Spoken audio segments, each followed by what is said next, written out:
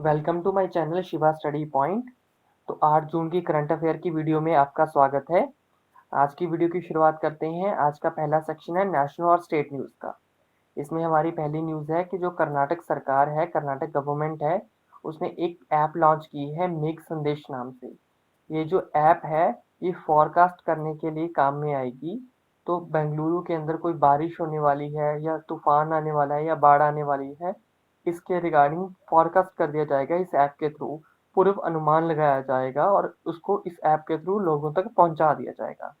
तो बेंगलुरु के वेदर की फॉरकास्टिंग की जाएगी मेघ संदेश नाम की ऐप के थ्रू। अब ये ऐप है जो ये Karnataka natural disaster monitoring centre, Karnataka प्राकृतिक आपदा निगरानी केंद्र, आईआईएससी बेंगलुरु और DST department of science and technology ने मिलकर बनाई है। अब बात आई है department of science and technology की, तो इसके सेक्रेटरी कौन है? प्रोफेसर आशुतोष शर्मा जी।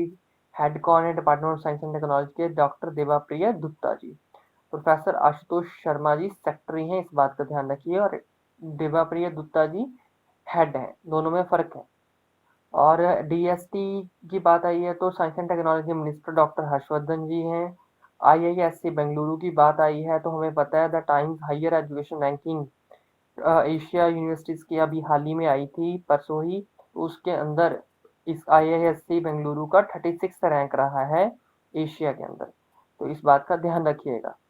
आगे बढ़ते हैं अगली न्यूज़ की तरफ। अगली न्यूज़ है कि जो टास्क फोर्स बनाई गई है एक। अब ये टास्क फोर्स किस काम के लिए बनाई गई है? इसका काम होगा कि जो मदरहुड की एज है, मदर मोर्टेलिटी रेशो एमएमआर है, न्यूट्रिशन लेवल है, इन सबको एनालाइज करके इनके ऊपर एक रिपोर्ट तैयार करना। तो इस टास्क फोर्स के जो चेयरपर्सन बनाए गए हैं वो हैं जया जेटली जी। जया जेटली जी को अध्यक्ष बनाया गया है, चेयरपर्सन बनाया गया है इस टास्क फोर्स का। इस टास्क फोर्स को 31 जुलाई तक अपनी रिपोर्ट है जो वो सबमिट करनी होगी। और इसको असिस्टेंस देगा NITI Aayog, national institute of transforming India. जो नीति आयोग है ये इसको असिस्टेंस देगा, सहायता देगा इस काम में।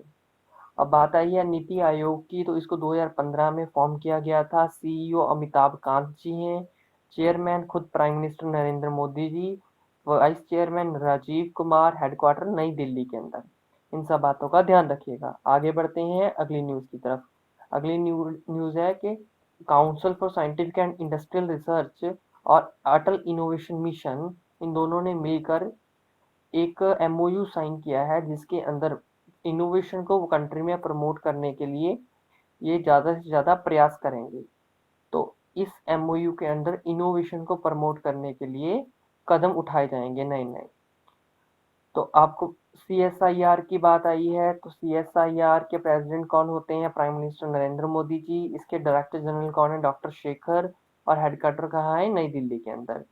और जो एम है अटल इनोवेशन मिशन, ये नीति आयोग के अंदर काम करता है और इसके डायरेक्टर कौन है? अनिल सहस्त्रबुद्धे जी। इस बात का ध्यान रखिएगा। आगे बढ़ते हैं अगली न्यूज़ की तरफ। अगली न्यूज़ है कि जो ईईएसएल है, ईईएसएल क्या है? Energy efficiency services limited.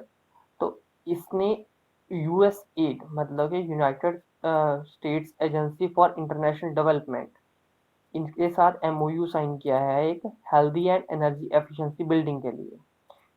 ये जो एमओयू है ये healthy and energy efficiency buildings के लिए साइन किया गया है, मतलब कि स्वस्थ और ऊर्जा कुशल भवन। तो कोविड-19 के चलते बहुत सारी ऐसी प्रॉब्लम्स आएंगी, और वैसे भी इंडिया में तो पहले ही एयर क्वालिटी की बहुत बड़ी प्रॉब्लम है। तो उसी को देखते हुए healthy and energy efficient building बनाने के लिए यूएस एड के साथ ईएसएल ने एमओयू साइन किया है। और ये एमओयू है ये मैत्री प्रोग्राम के अंडर साइन किया गया है। मैत्री प्रोग्राम क्या है? Market integration and transformation program for energy efficiency. Maitri की फुल फॉर्म याद रखिएगा। और ईईएसएल की बात आई है तो उसके चेयरमैन कौन है? राजीव शर्मा जी। और यूएस एड के एडमिनिस्ट्रेटर कौन है? Mark green. इन सब बातों का ध्यान रखिएगा। आगे बढ़ते हैं अगली न्यूज़ की तरफ। अगली न्यूज़ है कि United States International Development Finance Corporation USIDFC ने ये घोषणा की है, ये ऐलान किया है कि वो इन्वेस्टमेंट करेगी, निवेश करेगी भारत के अंदर $350 मिलियन का। तो भारत में $350 मिलियन का निवेश करेगी अलग अलग इंडस्ट्रीज के अंदर, जैसे कि मिल्क इंडस्ट्री है, ऐसे अलग अलग इंडस्ट्रीज के अंदर ये निवेश करेगी। और सीईओ कौन है यूएसआईडीएफसी के? Adam boiler. हेडक्वार्टर कहाँ है? वाशिंगटन डीसी, यूएस के अंदर। आगे बढ़ते हैं अगली न्यूज की तरफ। अगली अपॉइंटमेंट है यूएनएडीपी में, जो कि है United Nation Association for development and peace. इसने नेथरा एक जो लड़की है तमिलनाडु की, उसको अपॉइंट किया है goodwill ambassador to the poor. तो गरीबों के लिए सद्भावना राजदूत के रूप में नियुक्त किया गया है नेथरा को, United Nation Association for development and peace की तरफ से। और यूएनएडीपी के एग्जीक्यूटिव डायरेक्टर कौन है? Dominic Dixon. और डिक्सन स्कॉलरशिप भी प्रोवाइड की गई है नेथरा को, इस बात का भी ध्यान रखिएगा। आगे बढ़ते हैं अगला सेक्शन इम्पोर्टेंट डेज का। तो आज का इम्पोर्टेंट डे है हमारा जो, वो क्या है? World food safety day. World food safety day हमने मनाया 7 जून को। इसको सेलिब्रेट करता है food and agriculture organisation and world health organisation, दोनों एक साथ मिलकर। तो लास्ट ईयर हमने पहली बार मनाया था वर्ल्ड फूड सेफ्टी डे 2019। तो इस दूसरा संस्करण है इसका। और वर्ल्ड हेल्थ ऑर्गेनाइजेशन की बात आई है तो इसका हेडक्वार्टर जनेवा स्विट्जरलैंड के अंदर है। हेड टेड्रोस अधानोम जी हैं। एस्टेब्लिश किया गया 7 अप्रैल 1948 को। और फूड एग्रीकल्चर ऑर्गेनाइजेशन की बात आई है तो हेडक्वार्टर रोम इटली के अंदर। हेड प्यूडोंग एस्टेब्लिश 16 अक्टूबर 1945 के अंदर।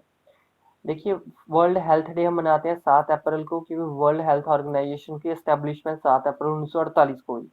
ऐसे ही वर्ल्ड फूड डे मनाते हैं 16 अक्टूबर को, क्योंकि 16 अक्टूबर 1945 को world food and agriculture organisation की स्थापना हुई। तो ध्यान रखिएगा इन सब बातों का। 7 जून को 2018 के अंदर यूएन की जनरल असेंबली ने एक सर्कुलर पास करके फूड सेफ्टी पे पास किया था, इसीलिए वर्ल्ड फूड सेफ्टी डे मनाते हैं 7 जून को। आगे बढ़ते हैं अगले सेक्शन है ऑब्ituary का। इसके अंदर है रियाज शेख है, जो रियाज शेख हैं इनका निधन हो गया है। ये farmer Pakistan first class cricketer थे, तो पूर्व प्रथम श्रेणी क्रिकेटर थे पाकिस्तान की रियाज शेख, इनका निधन हो गया है। और इसके साथ है वेद मरवा। वेद मरवा जी हैं, ये दिल्ली पुलिस कमिश्नर रह चुके हैं और गवर्नर भी रह चुके हैं मणिपुर के, झारखंड के और मिजोरम की। तो अलग अलग स्टेट्स के गवर्नर के रूप में भी नियुक्त हो चुके हैं और दिल्ली के पुलिस कमिश्नर के रूप में भी। और इनकी एक बुक भी है uncivil wars pathology of terrorism in India. Uncivil wars pathology of terrorism in India. इनका भी निधन हो गया है, वेद मारवाजी का भी निधन हो गया, इस बात का ध्यान रखिएगा। अगला सेक्शन है इकोनॉमी का। तो जीडीपी प्रेडिक्शंस आज फिर से आई हैं। इसका रीजन ये है कि आरबीआई ने अभी अपनी जीडीपी प्रेडिक्शन दी है भारत की फाइनेंशियल ईयर 2020 और 21 के लिए। तो 2020-21 के लिए जो आरबीआई ने प्रेडिक्शन दी है वो -1.5%।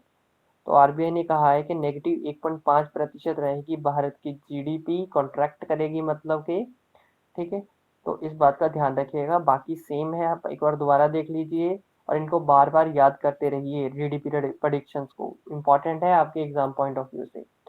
आगे बढ़ते हैं अगली न्यूज है नाबार्ड से। नाबार्ड ने 270 करोड़ रुपए का जो लोन है वो देने का फैसला किया है under special liquidity facility to Assam Gramin Vikas bank.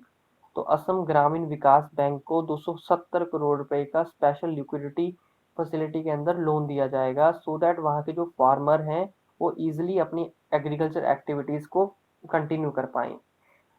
तो बात आई है नबार्ड की। नबार्ड का हेडक्वार्टर मुंबई के अंदर है। चेयरमैन गोविंदा राजूला चिंटाला जी हैं। आपको याद होगा हाल ही में आरबीआई ने नबार्ड के लिए स्पेशल लोन है, जो स्पेशल क्रेडिट फैसिलिटी का ऐलान किया था, सो दैट नबार्ड अपनी एक्टिविटीज को कंटिन्यू रख सके। उसी क्रेडिट फैसिलिटी के अंतर्गत असम ग्रामीण विकास बैंक को ये लोन दिया गया है, या ये फैसिलिटी दी गई है। आगे बढ़ते हैं। तो अब टाइम है रिवीजन का। रिवीजन का आज का क्वेश्चन है विच बैंक है लॉन्च्ड समर ट्रीट्स कैंपेन। तो समर ट्रीट्स कैंपेन किसने लॉन्च की थी? तो ये लॉन्च की थी एचडीएफसी ने। इसी के साथ आज की वीडियो हमारी कंप्लीट होती है। Thank you so much for watching the video. Don't forget to subscribe the channel and press the bell icon. Please share the video with all your friends.